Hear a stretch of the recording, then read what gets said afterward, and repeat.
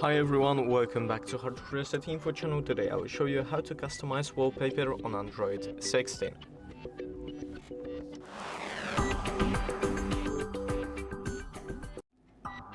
So as you guys see, I'm on the lock screen.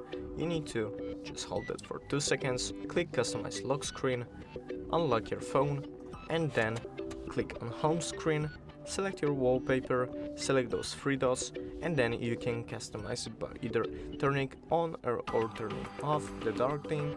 You can select wallpaper colors or other colors on the wallpaper.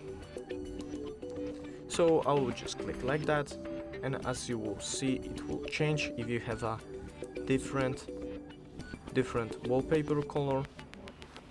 I will turn on dark theme, and that should be it. Thank you guys for watching this video. I hope you guys enjoyed. Leave a like and subscribe, and see you guys in the next one.